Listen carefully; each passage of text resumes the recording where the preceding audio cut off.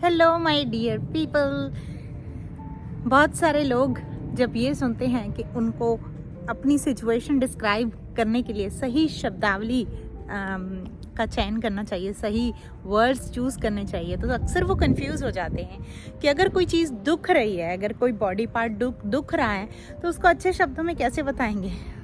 क्योंकि हम लोग अक्सर बोलते हैं कि जो बोलते हैं वही होता है। और अगर आपकी प्रॉब्लम को बार बार बोलना नहीं है, तो अगर प्रॉब्लम को बोलना नहीं है, डॉक्टर के पास इलाज के लिए जा रहे हो, तो बताओगे कैसे कि सिचुएशन सॉल्व करनी है, राइट।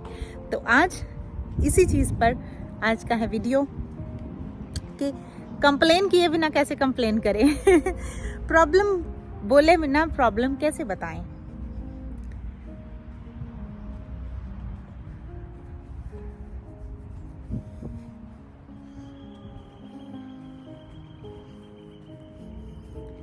मैंने शायद एक कहानी आपको पहले भी सुनाई थी कि मैंने एक ऑफिस में काम किया था और उस ऑफिस में हमें ट्रेन किया गया था किस तरह से कॉल्स लेने हैं। तो वो मेरी फर्स्ट जॉब थी। तो उसमें हमारा डेटाबेस होता था, डेटाबेस में हम डिटेल्स एंटर करते थे और वो डिटेल्स अगर हमारे पास जो कस्टमर का फ़ोन आया वो डिटेल्स हमारे पास नहीं है, या फिर आपने बहुत बार देखा होगा किसी प्रोडक्ट शॉप पे आप गए हो प्रोडक्ट लेने, तो वो लोग ऐसे नहीं बोलते हैं कि वो ख़त्म है या वो नहीं है। वो ऐसा बोलते हैं ना, वो ये नहीं बोलते कि हम ये नहीं रखते, वो बोलते हैं कि ये प्रोडक्ट अभी ख़त्म हो रहा है। मेरे साथ तो ऐसा बहुत बार होता है। आपके साथ अगर होता है तो कमेंट में ज़रूर बताना। तो हमें जो ट्रेनिंग दी गई थी, हमें ऐसा बोला गया था कि आपको ऐसा नहीं बोलना कि ये डिटेल हमारे पास नहीं है, तो ऐसा बोलना है this detail is yet to be added to the system. तो एक्चुअली हम सच ही बता रहे हैं, लेकिन जो शब्दावली हम यूज़ कर रहे हैं वो डिफरेंट है। शब्दावली में एक उम्मीद है, शब्दावली में एक पॉजिटिविटी है, शब्दावली में एक ट्रस्ट है कि yes we care for you, yes we know this is what you are looking for and we are working on it, it's work in progress, right. तो एग्जैक्टली सेम सिचुएशन हम पर लागू होती है जब हम अपनी चीज़ें बताते हैं। तो मान लीजिए आपको घर के बारे में बताना है, तो आप रेंटेड घर में रहते हो और आपसे कोई पूछता है कि घर कब ले रहे हो, घर क्यों नहीं ले रहे, क्या आपका ये रेंटेड हाउस है, तो आप कैसे बताओगे। तो आप नहीं, हमारा घर नहीं है ये कहने के बजाय आप बोल सकते हो कि हाँ उसकी रियलिटी बनना प्रोसेस में है।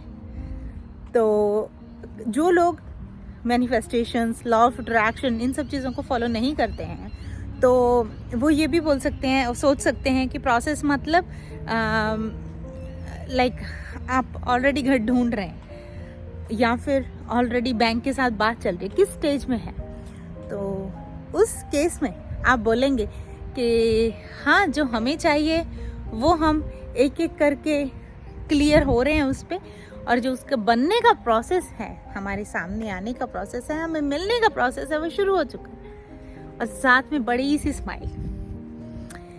अगर कोई हेल्थ इशू है, किसी को बताना है, डॉक्टर को तो ऑब्वियसली डॉक्टर की लैंग्वेज में ही बताएंगे, लेकिन किसी और से बात करनी है तो ये बोल सकते हैं कि बस मेरी हेल्थ जो है एकदम परफेक्ट है, थोड़ा और प्यार मांग रही है, जो मैं दे रहा हूँ या जो मैं दे रही हूँ उसके लिए मैं ये कर रही हूँ जो आप बता सकते हो। कोई मेडिसिन ले रहे हो या किसी डॉक्टर को मिल रहे हो और बाकी सब एकदम मस्त है।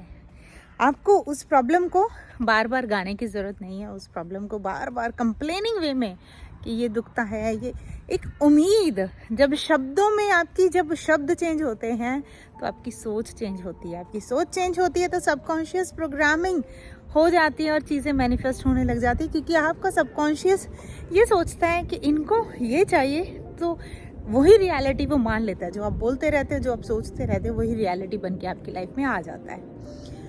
प्लेट में मान लीजिए खाना नहीं है, ठीक है, ऐसी सिचुएशन है, बैंक में बैलेंस नहीं है, तो स्पेशली अगर आप अपने बच्चों से बात करते हो तो कभी भी हम अक्सर कह देते हैं नहीं अभी इतने पैसे नहीं है हमारे पास, इतने पैसे नहीं है। मेरे बच्चों का एक ड्रीम हाउस है और उसको वो हमेशा महल हाउस बुलाते हैं, और हम सब लोगों की क्लियर, मेरी और बच्चों की तो है at least clear list of things है जो हमें उस घर में चाहिए।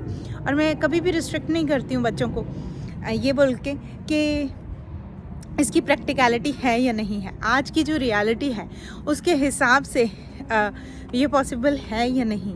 उनकी सोच पर क्यों लिमिट लगाना, पहले ही नेगेटिव बिलीफ क्यों डालना। तो मैं उनको बोलती हूँ बिल्कुल, और बताइए क्या चाहिए महल घर में, क्या चाहिए। तो बच्चे हैं, इम्पेशेंट हो जाते हैं। अब वो घर एकदम ऐसा है जिसके लिए करोड़ों चाहिए। तो मेरी बेटी बोलती है कि मम्मा बस मुझे बताओ कब होने वाला है, कितने दिन में आने वाला है हमारा महल घर। तो मैं बोलती हूँ कि बेटा इट्स इन प्रोग्रेस। तो बोलती है कि मम्मा तो क्या घर बनना शुरू हो गया, मम्मा आप हमें दिखा के लाओ घर बनना शुरू हो गया।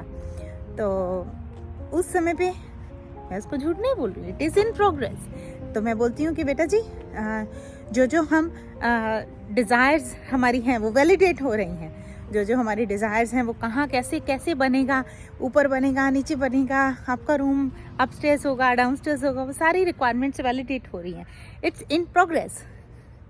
तो हर चीज़ को कन्वे करने का, और उसमें बिल्कुल आपको कोई अंदर से वीक फील करने की ज़रूरत नहीं है कि हाय मेरे बच्चे तो अभी घर के लेने की बात कर रहे हैं और हमारा तो अभी दूर दूर तक इसका लेने का ना प्लान है, ना फाइनेंशियल है, ना ही टाइमिंग है।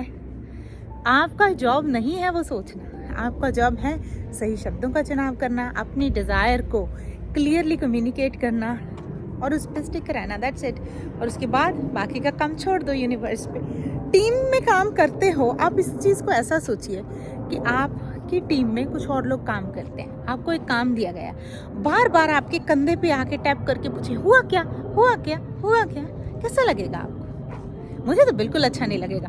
इनफैक्ट मैं फोकस ही नहीं कर पाऊंगी, मेरे थॉट्स बिल्कुल अलाइन ही नहीं हो पाएंगे। तो अगर आपके साथ भी ऐसा होता है तो यूनिवर्स को कैसा लगेगा बताओ? ये यूनिवर्स को कैसा लगेगा जब आप बार बार पूछे जा रहे हो हुआ क्या, या फिर आप बार बार कंप्लेन करे जा रहे हो कि नहीं ये तो काम ही नहीं करते हैं, ये तो काम ही नहीं करते हैं, तो हुआ ही नहीं, ये तो है ही नहीं, ये तो है ही नहीं, ये तो है ही नहीं।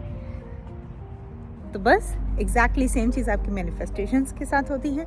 आप सही शब्दों का चुनाव करें जब आप अपनी कोई सिचुएशन बताते हैं। अगर कोई पर्टिकुलर सिचुएशन है जिसमें आपको लगता है कि इस सिचुएशन में हमें समझ नहीं आता कि हम इसको कन्वे कैसे करें, तो कमेंट में मुझे ज़रूर बताइए। मैं उसके लिए अलग से वीडियो लेके आऊँगी, आपको समझाऊंगी कैसे सही शब्दों का चुनाव करना है। आज मैंने 3 ही एग्जाम्पल्स दिए, और एग्जाम्पल्स आप मुझे क्वेश्चन पूछिए, मैं एग्जाम्पल्स लेके आऊँगी आंसर्स के रूप में।